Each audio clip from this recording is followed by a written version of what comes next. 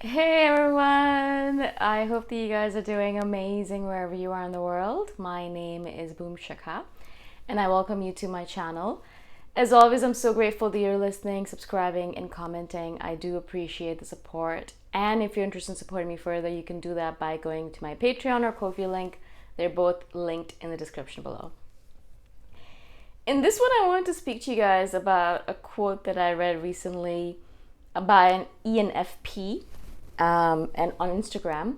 And so I kind of browse through Instagram sometimes to get ideas for videos that I want to do, especially when I'm not feeling motivated by any of the ideas I have.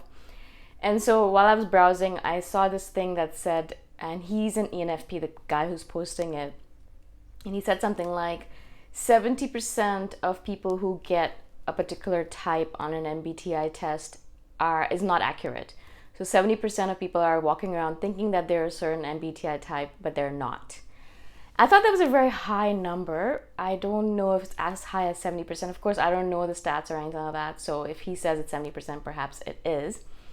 But I can definitely kind of relate to the idea that many people are walking around thinking that they're a certain MBTI type and they're not. Especially because just doing the test itself requires a lot of self-awareness and a lot of knowledge, self-knowledge. You have to know yourself deeply at a level where most people have not done that kind of self-analysis yet. They might be in the process of doing it, and that's why they started doing the MBTI test, or that's why they started researching all of this stuff. A lot of people start researching their type and personalities and all that stuff once they get into the process of self-analysis.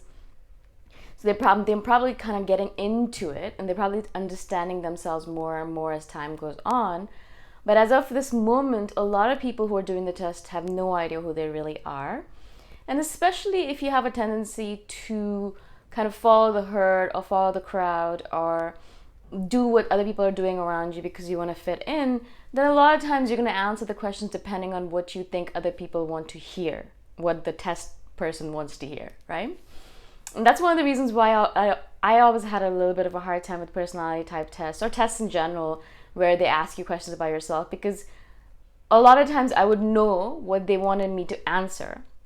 You always have a clue, you always are like, all right, out of the three options that I could pick, A, B, C, I know A is a perfect choice because that's what everyone is probably going to pick, because that's what people want us to pick. If society was kind of setting up the test, out of A, B, C, they're like, A is the perfect answer. That's what I want people to pick. That's what is the perfect thing if I want people to fit into society.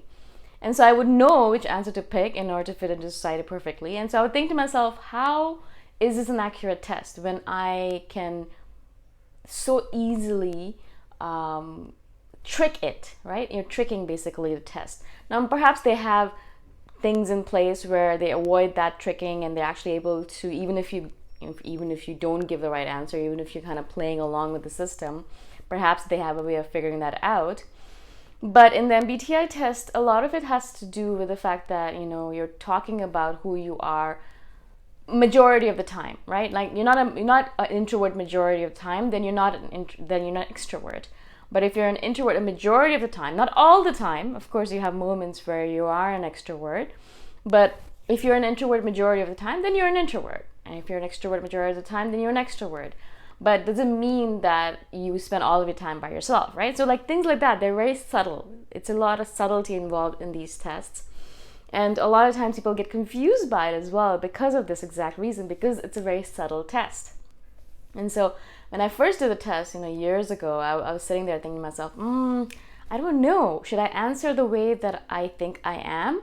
Or should I answer the way I think other people see me as? Or should I answer the way I want to be seen as? Or should I answer the way that society wants me to be seen as?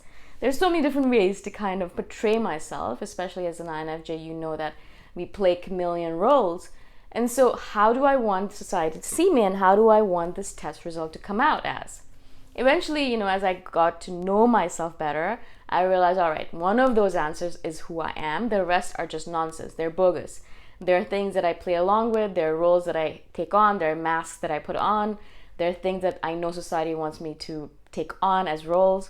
And so only one of them is accurate, and I would be able to answer it correctly. But it took a lot of analysis, self-analysis, journaling, reflection, looking upon myself, and trying to figure out who I am truly, in order to get to the conclusion, this is who I am, right? And then answer the questions properly, and then realize, okay, I'm an INFJ.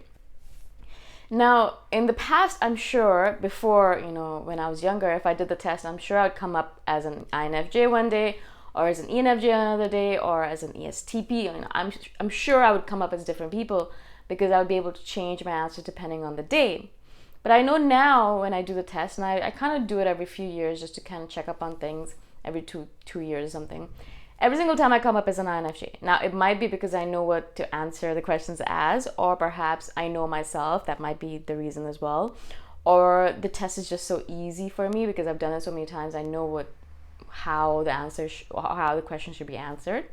I don't know exactly what it's about. Although I do know that whenever I read any description of an INFJ, I do resonate with it very strongly, right? And so I don't want to do this video to put more doubts into the minds of INFJs already. Like, a lot of you guys are probably listening to this thinking, oh my God, I thought I was an INFJ. If 70% of us are wrong, then 70% of us are not INFJs who are watching this video. The reality of it, as I've always said to you guys, is that the MBTI types really doesn't matter. Those 4 letters are not as important as what resonates with you. So if you're sitting here and you're watching all of my videos on INFJs and you're like, yeah, that one, that's exactly me. And yeah, that one as well, that's exactly me. How does she know that? That is what matters more. It doesn't matter if your test results come up as ESFJ or whatever it might be. It is whether you're resonating with the videos that I do or not. But some of us have this tendency to resonate with whatever is on the screen. So you might be watching videos about ENFPs and resonate with that. And then you might watch videos about ESTPs and resonate with that. So really, at that point, you have to ask yourself, who am I truly? And then start asking that question to yourself on a regular basis. Who am I truly? What am I truly about? Do I like this or that? Do I like that or this? It kind of reminds me, I think I've shared this scene from a movie before. It's the Runaway Bride. Julia Roberts is one of my favorite actresses, and she does such a good job in that one. But there's this one scene that comes up to me, and Richard Gere says to her, you don't even know what kind of eggs you like. You don't know how you like your eggs. If you're with this person, you like them scrambled because he takes them scrambled. And if you're with that person, you like them runny because that person likes them runny. So you don't even know who you truly are because you don't know how you particularly like your eggs. And he was kind of scolding her about that. I thought it was really, really poignant to this video because, of course, do you know how you like your eggs? Do you change the way you like your eggs because your boyfriend likes them poached and you're like, all right, cool, I'll take them poached, even though you're like, oh, it's okay, it's not that great. And if you're with your girlfriend and she's getting only egg whites only because she's on a diet, you're gonna get egg whites only because you're with her and you just want to get along. And so really, that's the basic essence of it, figuring out what do you actually like? Who are you all about? What do you like to do? Do you want to go for a walk with your dog, or do you want to sit at home and watch a movie? Who are you exactly?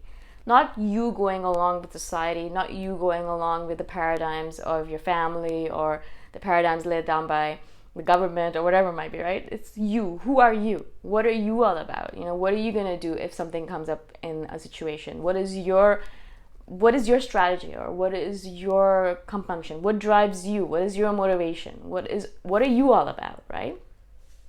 And as you start figuring that out about yourself more and more as time goes on, the easier it'll become for you to do these tests, and the easier it'll be for you to figure out exactly what your type is. Nowadays, in the past I might have had some doubt, but nowadays I never have a doubt that I'm an INFJ, even though hundreds of people message me saying, you're not an INFJ, you're a phony, you're fake.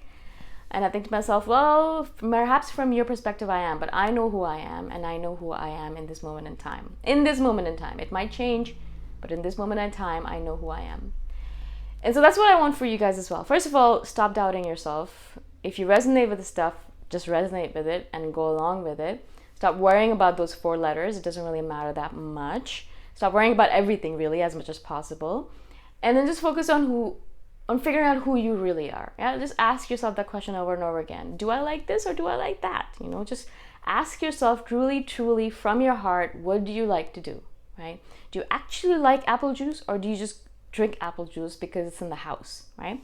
Random little things like that. I know it doesn't really matter in the big scheme of things, but I think it does, because little by little, the more you learn about yourself, the more you're going to learn about yourself, right? It's like a self-perpetuating cycle. The more you know about yourself, the more you're going to want to know about yourself as well. The more questions you're going to ask yourself, the more you're going to be like, I'm really fascinating. I really am fascinated by myself. I want to know more about myself. And I think, as Aristotle said, or Plato, I don't remember who, know thyself is actually one of those tenets that really should rule every human being on this planet.